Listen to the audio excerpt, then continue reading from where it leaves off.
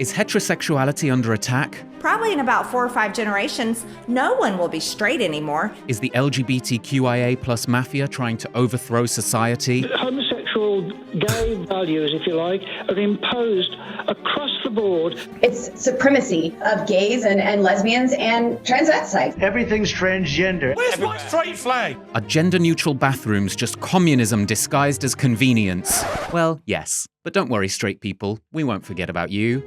I'm Joe Sutherland, and to stop straight culture from being lost forever, I am opening the first ever museum of heterosexuality, aka the Het.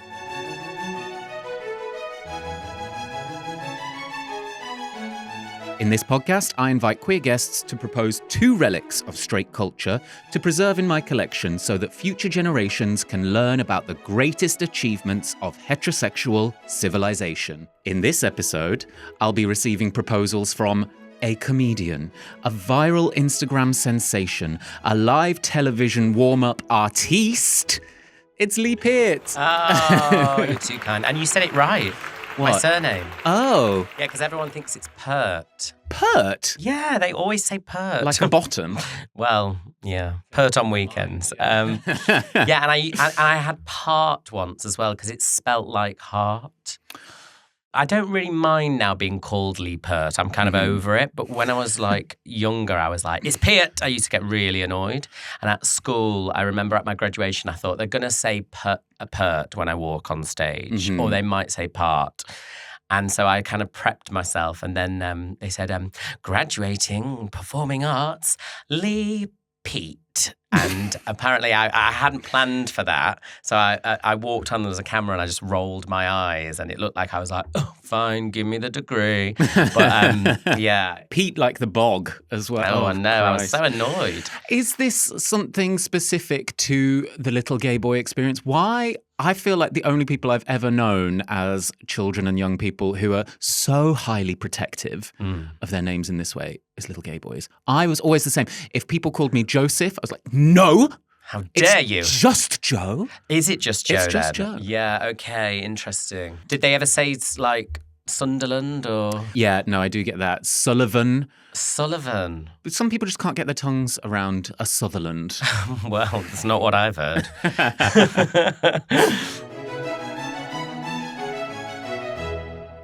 Well, Lee, welcome to the Het. Thanks. I'm really excited to bring my relics. Great. I'm so excited to hear about them. Before we do get to them, though, I do need to verify that each of my guests are both knowledgeable and respectful of straight culture. I think that's only doing our due diligence. So if I may ask 2 key questions that I ask everybody. What is the straightest thing that you have ever done?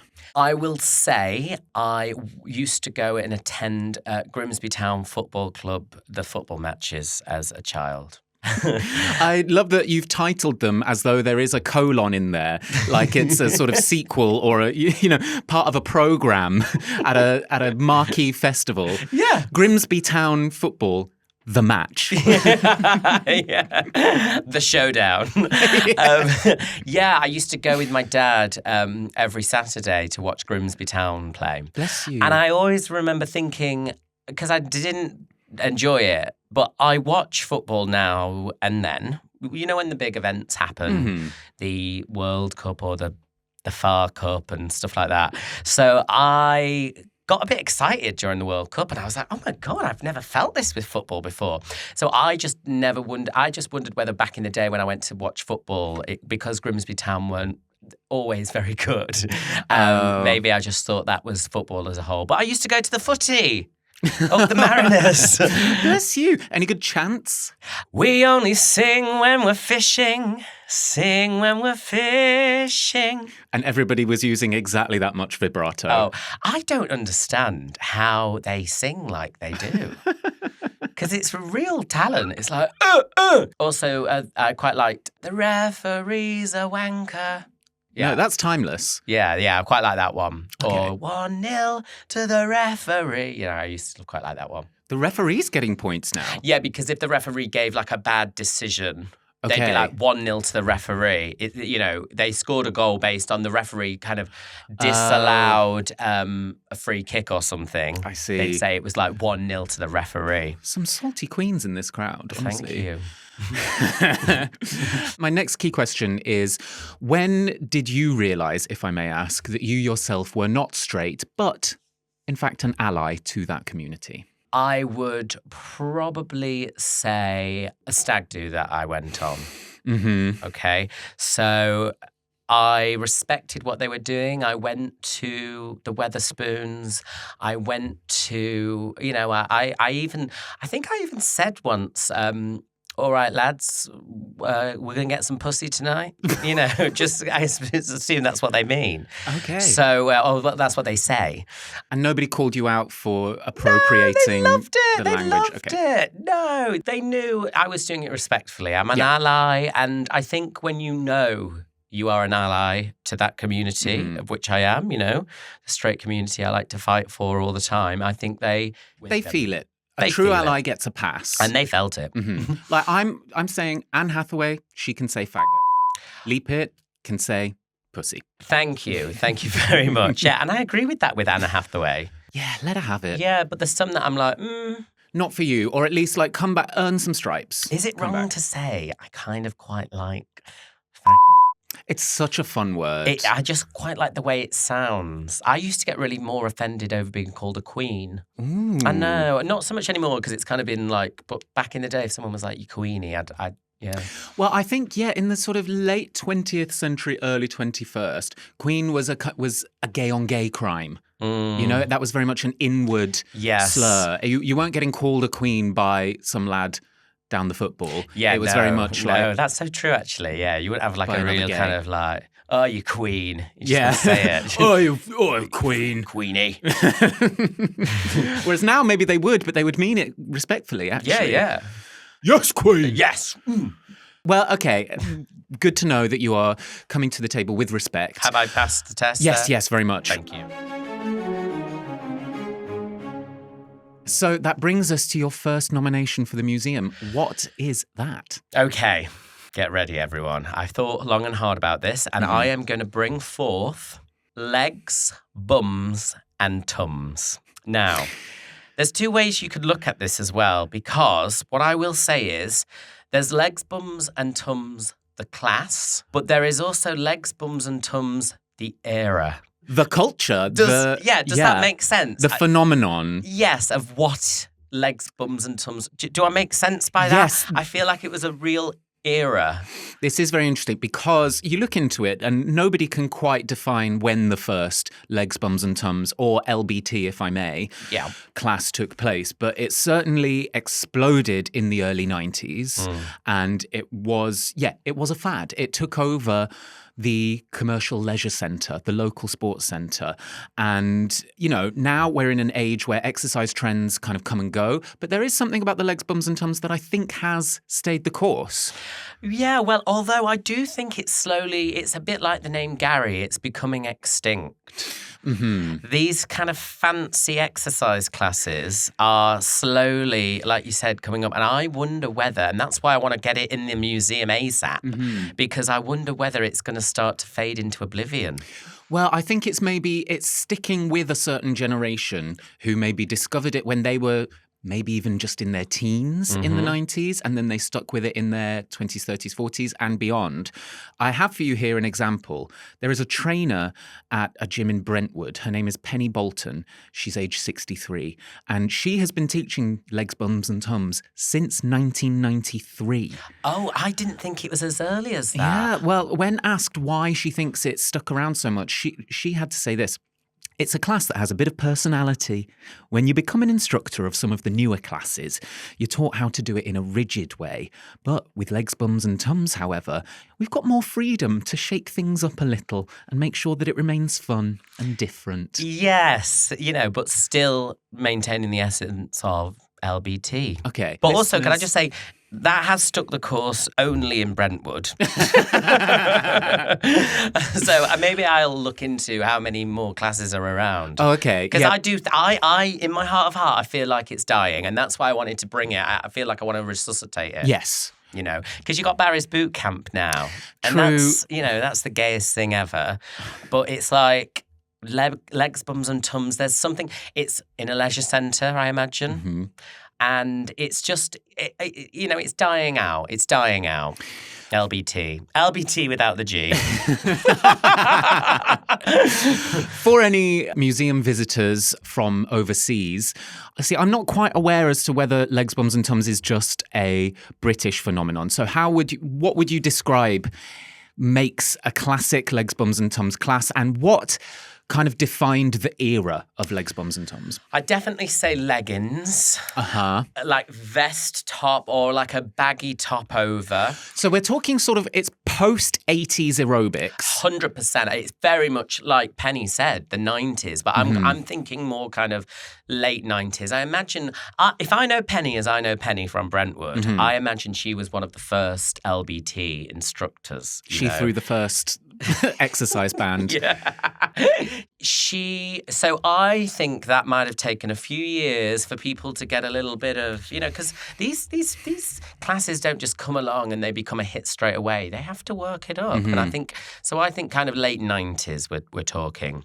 Because also, if I remember when I was growing up, recently. My mum, thank you, just over the past couple of days, my mum always had one of those things where to do abs, and it looked like, those where a baby's play mat, and it's like that. Do you know what I mean? And then she'd do abs, and then she'd kind of like lean forward with this thing. And then she'd shake the rattle, squeeze the bird. Yeah, and Hush Little Baby would cry. It'd be lovely. But then classes came around, and I think that's where, and what I will say as well, I think this is important to know. I think legs, bums and tums, and I don't know how you're going to kind of set up this museum, but are you going to have specific rooms with different genders? Because I think it is a very much straight woman phenomenon. I was curious to ask about this. Firstly, I want to know, have you ever yourself been to a legs, bums and tums class? I think I have. That sounds like it was an accident. Yes, I took a wrong turn. No, I think I have back in the day. And it wasn't, for me, and no offense, Penny, it wasn't, enough for me. I would say you're going to legs, bums and tums class, the goal being gentle toning of the lower body area. Yes. However, I don't imagine the typical customer is looking for a sweat. No, I don't think a lot of people would sweat. And for example... She wants to glow. She wants to glow, She doesn't want to pant. No, she doesn't want to panic. She wants to, and also back in the day, it wasn't, because nowadays it's all about getting the big bums. That's not what legs, bums and tums was about. It was about kind of just sculpting. It wasn't about growing. Okay. And I would say this as well. I've just thought, because I do Barry's boot camp, and we call the Thursday class abs and ass, which really, let's face it, Double A. is legs, bums and tums repackaged, really, to abs and ass. So there's something about legs, bums and tums. I just feel like, even though it sounds very gay, it's very straight. Oh, no. I think that kind of abbreviation, tum. Yeah. Because you're right, it's not abs. No. We'd say abs, we'd say maybe even belly. Or you'd say stomach, because stomach has got a sort of like you're clenching. We'd say core. Core. I feel it in my core. Yeah. I wouldn't say, I feel it in my tum. That's just giving me the ick hearing it. Please, bleep that out. Legs, bums and tums to me is peak shift that baby weight culture. Yeah. It is very much packaged and marketed at women who are going through a kind of societal rite of passage. They're maybe becoming parents. They're entering a new phase of life. The Atkins diet has not worked for them. No, but of course. How did you think eating all that meat and cheese would not be good for you? I think they're older as well. They're older straight women, I will say. Okay, and why is it appealing so much to straight culture, and why particularly straight women? It's just that, isn't it? It's that it's not looking for something a little more visceral. Like, what is it that gays are getting out of Barry's? I think we're pushing ourselves to the limit out of Barry's, and we like to swear, and it's dark, and it's red, and it's hot. Sorry, I'm having a moment. Legs, bums and tums is bright. You walk in, you don't need to hide. You don't need to hide. Be yourself, girls. Yeah, be yourself. You're there. They all know each other. They're doing like the kind of like leg thrusts and stuff like that. But in Barry's, we do that. But guess what? we put a band round our legs. We make it harder. And so I just think, yeah, it's bright. It's in a leisure centre. Gays, really, do we want to, if we can help it, go to a leisure centre? This is it. Okay, you've hit on it here. And I think it's the crux of what makes something queer culture coded is take something fun, take something healthy, but introduce an element of suffering. Yes. Yeah. 100%, because ultimately, if we can then do it, we're better. And we want to be better. And we are better. And that's why straight culture is dying out. True. Because they've just been doing legs, bums and tums. They haven't been sweating. Maybe if they had panted a little bit more, they wouldn't be being preserved in a museum. Okay, so we've talked a bit about some of the equivalents in queer culture. Obviously, there's Barry's. A lot of queers these days are doing calisthenics. Yes. And also, is that, what's it called? CrossFit. Is that CrossFit or is that different? CrossFit is a cult, first and foremost. It is. But a lot of gays do that. A lot of gays do that. Well, I think the cult element is the suffering.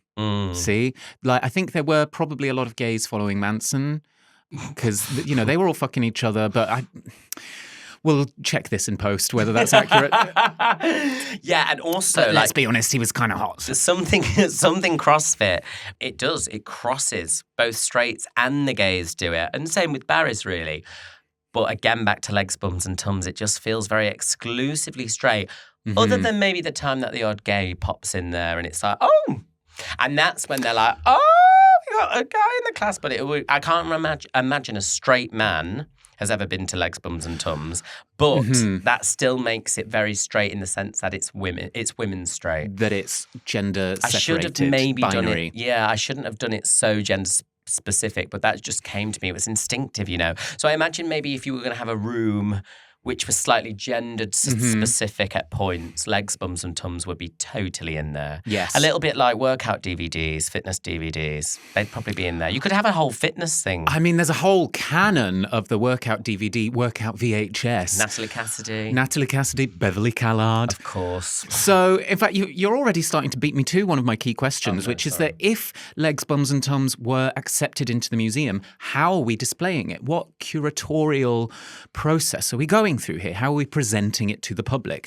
I think you would walk through and before you see it, you would hear maybe something like "Wake me up before you go." So like you put the boom boom into my heart, and then you would see kind of middle-aged women on their left hip lying on the floor and kind of just doing clamshell things, but it would be a silhouette, so you would see that. Then I think you would see a sort of shadow wall. Yes. Crunches as well. But it would only be it wouldn't even be crunches. They didn't exist back then. It'd just be sit-ups. No, because crunches are abs. Yes. Sit-ups are tums. Yeah, exactly. And that makes no sense while making all the sense in the world. Yeah. So it would be sit-ups and what would they have done for legs? I think in the warm-up, actually, you would have gone in there, but you wouldn't walk in, you would grapevine in. What does that mean? Do you know a grapevine where they cross over? So they do the grapevine, dun, dun, dun, clap, dun, back. That's what you call a grapevine. In another life, would you be the one gay in the village that teaches the legs, bums and tums class? I am Penny. I would be Penny. And I'm not against this. I'd happy to volunteer at the museum. We could do an immersive experience where we actually do a class there. That's it, sort of every Tuesday, 10 a.m. Because actually as well, the class, your heart rate would not spike above 100 in that class. Oh, if that. If that. In fact, it would be quite concerning if it did. So definitely that. Definitely some sort of... there'd be a hanger where there'd be like clothes, railings and hangers, I think, showing off like leggings, Diodora trainers. Yes. Oh. Fila. Yeah. Or is it Fila? Trainer socks weren't really a thing back then, were they? No, but I do feel they are very much that way coded. There's a sort of late 90s, early noughties. I don't know why we all felt the need that socks should be hidden, invisible socks. They were often I was marketed obsessed with them, and I had so many. And then only kind of months ago, someone just kind of took me to one side and was like, that these are ick that, there's no more. And I was, my ankles were out. Mm-hmm. And now I'm like, if I go out with showing my ankles, unless it's like... Scandalous. A gentleman could see. Oh, God, the very thought. But I wasn't told the memo that they'd gone. No, I do think it was a sneaky move on the part of slightly younger than us. You couldn't say it. He's swallowing sick as he's saying. Mere children, really, is what I'm talking about, sort of teenagers. Should Legs, Bums and Tums be submitted into the museum, what is the gift shop merch that I'm buying to commemorate? Oh, that's a good question. What souvenir am I buying for my Auntie Penny? A locker key. Oh, a locker key. Do you know what? It's a locker key that has that pink plastic spiral, that sort of stretchy 100% spiral key ring with a little clip to go, that's supposed to go on your belt loop. Yes. Oh my God, yes. And it also has a fuzzy pom-pom. The springy thing, I don't know why it's there. She's not putting it on her belt loop. That would be, quite frankly, too butch. Well, if you're wearing a belt, you wouldn't be wearing trousers to Legs, Bums and Tums. No. Would you? No. And they wouldn't have a belt loop. No. So why are they doing that? I don't know. It's a bit of fun. Yeah, do you know what? We don't need to explain it. Legs, Bums and Tums, they know. We don't need to know everything. I'm in it for I'm going with fussy keyring, I think. Yeah, like okay. A pre-established. So you're not just buying the keyring, you're buying the full set. That because I'm picturing somebody walking into this LBT exercise class and it's jingle jangling in their hand. It's sort of like, when people are like sort of fussing, like, I've got to like do with, it's just in my hand. And it's like, you could have put that in your bag and then you would have two hands. But it's like, no, I've just got to, I've got all my things. Fussy, yeah, fuss. Yeah. Like, okay. And then like, I'm so stressed, but you're not. You just like, you don't know where to put your key ring. Yeah. Okay, well, before I decide whether to put Legs, Bums and Tums into the museum, we must, of course, consider your second nomination. So what is the other artefact of straightness that you have for me today? Okay. And again, thought about this one, and I will say this came to me quite quickly. Mm-hmm. It is the song Sweet Caroline by Neil Diamond. This is a wonderful choice and actually a very storied one. So it's obviously become a bit of a football anthem. It has indeed. Over recent years. And when you look into its history, what people may not realise is Sweet Caroline, also titled Sweet Caroline, parenthesis, Good Times Never Seemed So Good. Of course, written and performed by American singer Neil Diamond, released as a single in May 1969. Now, it first entered the kind of sports arena culture in Boston at a Red Sox baseball game. And it's because the guy who was in charge of the music that day didn't feel like doing the normal song. And so he wanted to dedicate one to his friend, like his best mate, who had just had a child called Caroline. So they played that. The crowd responded to it really well because it is a sing-along anthem. Isn't it just? And so then they decided to play it and it became a regular fixture from 2003 onwards. They were playing it there. And then it was after this is a bit sad and dark, after the Boston Marathon bombing that many other baseball stadiums played that song to honor the people, the victims of that bombing and the people of Boston. But it picked up. Again, it worked. And then it kind of came over to the UK in around 2020. It was sort of a COVID thing. It was England's Euro 2020 quarter-final win over Germany, where the Wembley DJ, Tony Parry, said that he went with his instinct to play Sweet Caroline instead of what he had queued up, Fat Les's 1998 World Cup anthem, Vindaloo. Yeah, so it's kind of taken over the sport atmosphere globally. Do you have a personal relationship with the song? Well, just before you say that, when you said when you said Fat Les's, I thought you was going to say Fat Les's. I was like, I've not heard that song. Really transgressive punk group, actually. Listen, I've got a real love-hate relationship with Sweet Caroline in the fact that I can't bear it, but it has helped me out many times. Many times. So people may not know this, but you mentioned it, I think, in the intro, but I do TV warm-up. And I have whipped out Sweet Caroline more times than I care to remember. To get a crowd going? To get a crowd going. To the point where I will say, you know, by the way, I wouldn't do this if I was doing a kind of RuPaul's thing. I wouldn't play that during RuPaul's Drag Race or whatever. But if I'm doing something like Britain's Got Talent, where there's kids in the audience as well, or Strictly, or even when I do Loose Women, you know, Sweet Caroline is there. I'd love to see the pennies in the audience of Loose Women doing Touching You. Well, no, you know what it is now as well. So this isn't the song. This isn't how the song has ever gone. But one thing that kind of gets me is when they've added in the so good, so good, so good. Do you know that bit? What, is this a remix? No. So it'll go, Sweet Caroline, good times never feel so good. And then what the crowd started doing at the football and now has become the thing, they've gone, so good, so good, so good. And I'm like, stop it. But also carry on because it is helping me. So while I have a hate relationship with it where I'm just like, to me, it epitomizes everything about straight culture and probably because of the football connotations, like the World Cup and all that, they're screaming it and everyone's just going for it. And I'm done with it. But at the same time, I can't let it go. Okay, counter-argument here is that obviously it was also used as a sing-along anthem when the England women's team were playing. That's a very gay arena. So we had a lot of gay women screaming that song. True. But did it work? They won! No, as in, yeah, but did that song suit that? What should it have been? Alanis Morissette. Vindaloo. Fat Lesers. Vindaloo. A cover band called Fat Lesers. Sorry, we say that as allies. We do, please.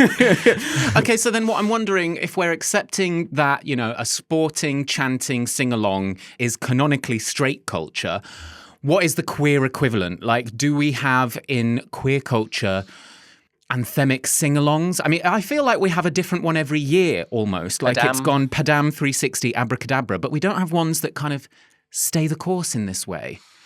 The gays, we're always looking for the next thing. Well, something similar in terms of like longevity, yeah, I would say is something like Murder on the Dance Floor. Okay. Or do you think that actually might be a bit straight? It's tricky, isn't it? Well, firstly, we have to think about where are the queers even coming together to perform a chant?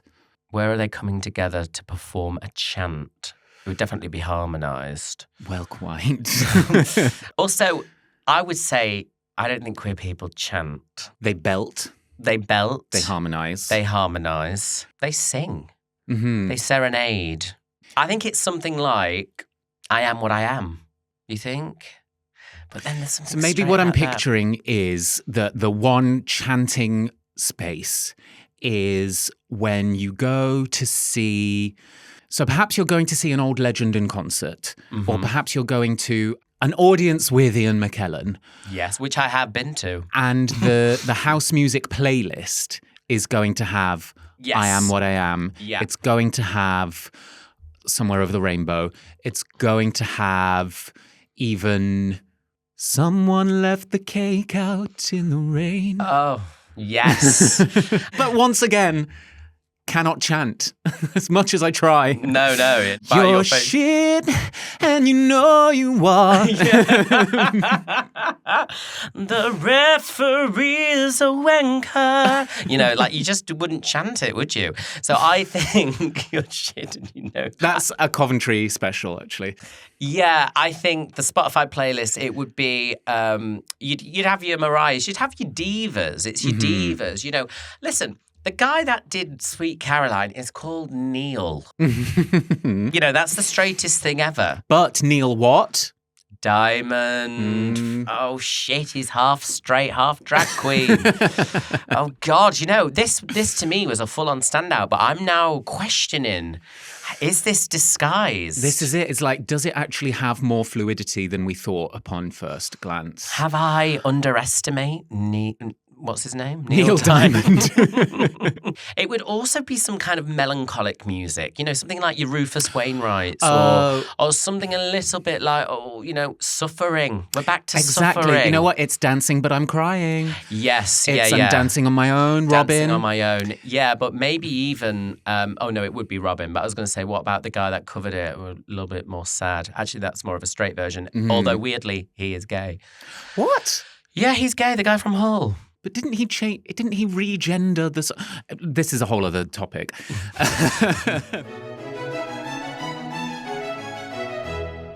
So that is Sweet Caroline by Neil Diamond. Now, again, the key questions are, how would we display it in the museum? Is it just I think what we want to get across is that group chanting experience. Yes, so you would see, I can see a video wall. Mm-hmm. I can see a video wall. And I can see men and some children singing it. And it's the so good, so good. So I think you would hear it, and then the video wall would kind of fade in, going like, so good, so good. But it was kind of, you would see different faces coming back and forth of like pointing at people and pointing towards the match. I think you would also probably see footage of Rod Stewart covering it at the Queen's Jubilee. I did not know. No, I didn't partake. He covered. Well, no, I watched it. I wasn't there. Remember, I think I had like 7 margaritas that night. And I was just so pissed watching this Jubilee concert. But yeah, he covered Sweet Caroline. And again, I mean, it's very British as well. I think I've chosen 2 very British het cultures. Even though it started in Boston. Is it still big in America, Sweet Caroline? I think in baseball, yeah. Again, that's very straight though, isn't it? Well, the lesbian equivalent is softball. I think there's a lot of lesbian energy in softball for some reason. Baseball, I mean, it has gay appeal. They are tight trousers. Yeah. So, okay, I like this. It's an immersive video wall experience. Are the faces aimed at you, the viewer, so that you're viewing it as from the perspective of a football player, or are you part of the crowd? I think part of the crowd, yeah, I can't see them. In my mind's eye, I can't see them looking at me. I'm looking towards them, looking at something else. And I think as well, I can see fonts dotted around of the lyrics. I can see that kind of just coming on the screen and fading out. It's very arty. Okay, you know what? I'm going to elevate this. If this exhibition were to get FIFA sponsorship, I'm saying VR headset, you put it on, you're in the stands, you look around you, you're surrounded by the crowd, but everybody is facing the pitch. Yes. And then the words and the lyrics appear in the sky. Yes, so you're like, oh my God, and you can see it and you can hear it. So the VR headset also has audio, so you're like, and then I know what you could do. You could then have an option where you click a button where you're transported to the London Gay Men's Chorus covering it. So then you hear them singing it in harmony. How it should be done. Yeah, indeed. So, you hear it like, Sweet Caroline, yeah, so good, so good. And then you'll hear and it'll be like, Sweet Caroline. It'll be delightful. Okay, 2 sides of one coin. And should this be in the museum, how are we representing Sweet Caroline in the gift shop? What can people take home with them? Oh, that's a good question. I suppose maybe... I think because it doesn't, obviously we can listen to the song whenever we like. We can sing the song whenever we like. We're not necessarily imagining the song is disappearing with straight culture, but what we're trying to bring is something that makes the experience of the song feel straight. Is it maybe a football scarf, but instead of the name of a team from one end to the other, it spells out Sweet Caroline? Or the words, so good, so good. Yes. I think I was thinking a football scarf or like football boots, but then would you buy... I love that we've both gone for accessories, shoes. Yeah, I think a football scarf is actually really the epitome of football, isn't it? And Sweet Caroline has become the epitome of that. But also, I feel like it's also very barbecue-y. As it's on your barbecue playlist when you get the neighbours over? Maybe. So I wonder whether, you've got... Because it's broad appeal. Yeah, You're not going to try and challenge anyone with your latest kind of underground mixtape. Could we sell a barbecue that when the burgers are done, it'll go, so good, so good. Yes. Or yes, earmuffs that play it. Whilst you're just walking around. Yeah. So noise cancelling, but the way they cancel outside noise is by blaring. Yeah. That refrain. So many people get run over because they just are constantly listening to Neil Diamond. And not the full song because we can't afford the rights. So it's just a crowd doing that additional chant. Yeah, the song gets renamed to So Good. Okay. This is fantastic. Well, thank you so much for these nominations. We've had Legs, Bums and Tums, both the class and the culture, and Neil Diamond's Sweet Caroline. But, of course, due to government spending cuts in the arts and heritage sectors, space in the museum is limited. So I can only accept one of your proposals. And I do think both are really fantastic examples of heterosexual culture. But I am going to choose Legs, Bums and Tums. Wow. Because I think you're right. I think there's something very gendered, very divisive in that way. Like, this is very sort of female focused, but it's a prescribed idea of female, perhaps. Whereas, yeah, I would not want to do our lionesses the disservice by saying that Sweet Caroline is purely heterosexual. That's fair enough. That is fair enough. And you know what? It's interesting, and I'm glad we did this because on the way with my suggestions, I thought, Sweet Caroline's got this. I thought it's got it. But actually discussing it, and that's why this is so important. You know, we need this for the Het because we can't just throw things in there willy-nilly. No, everything has to be respectfully considered to make sure that we are truly reflecting their culture. And I kind of wish I'd gone for Vindaloo. There's always time as we expand. But I'm going with Legs, Bums and Tums. And to honour this occasion, what I do for every new submission is, of course, throw the social event of the year, which is the Het Gala. The first Monday in May, I believe. I don't think anything else is happening that night.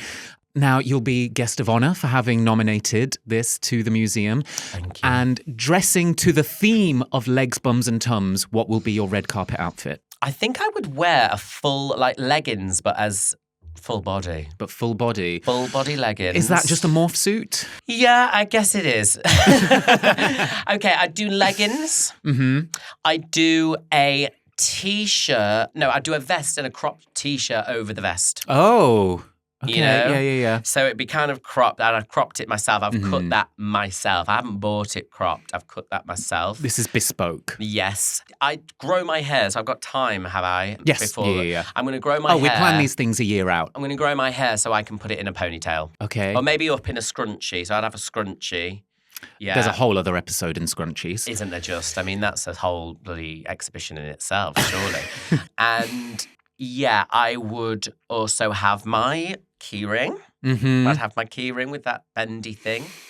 And some sort of trainers, they're not proper trainers, but they look like trainers. They feel like trainers, but they're not like, actually, if you ran in them, you'd probably break your ankle. A flat base, perhaps. Yeah, okay. yeah. Okay, well then I think I'm going to represent another element of the class. What are those inflatable balls called? From gym like classes. Medicine balls. A medicine ball. I'm coming inside one of those. Yeah, actually, should I do that more Met Gala-y if it's Het Gala? But yeah, you coming inside one of those, that's amazing. Like, my head is sticking out, as are my hands and feet, but the rest of me is obscured. Yeah, that's incredible. And have you painted your head the same colour as the ball? Oh, good question. No, because then that to me does just say prolapse. Yes, okay. And people will want to be eating at the Het Ball, I guess. Yeah, I've changed my mind. Okay. I'm going as a CD player.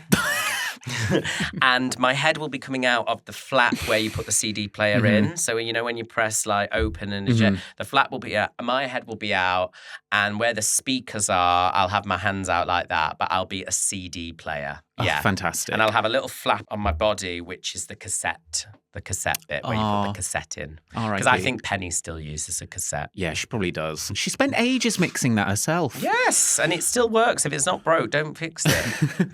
Well, congratulations. Legs, Bums and Tums is accepted into the museum. Are you pleased with the outcome? I'm pleased and shocked, but like in a nice way. I like to be convinced. Yeah. Well, we want to challenge people Yeah, here. yeah. Okay. And I think it's worthy. And I'm actually more pleased because I do think we will soon lose legs, bums, and tums forever. So I'm glad it's going to be preserved. Well, thank you so much for coming. Is there anywhere you would like our listeners and viewers and visitors to the museum to find you? Oh, find me in the gift shop buying every merchandise. No, just look me up online. I'm around. I pop up everywhere. Oh. Herpes. I just pop up unexpectedly. Marvellous stuff. Thank you so much for being here. Thank you for having me. I've loved it. So, as the doors to the Het close for another episode, remember to look out for your straight friends. Ask them about their interests, like travel, going out, but also staying in. And referring to the end of the workday as wine time. If you've enjoyed this episode of The Het, good news, there's plenty more where this came from. So remember to subscribe on Spotify or wherever you get your podcasts. Find us on YouTube and follow me, Joe Sutherland. Until next time, bye.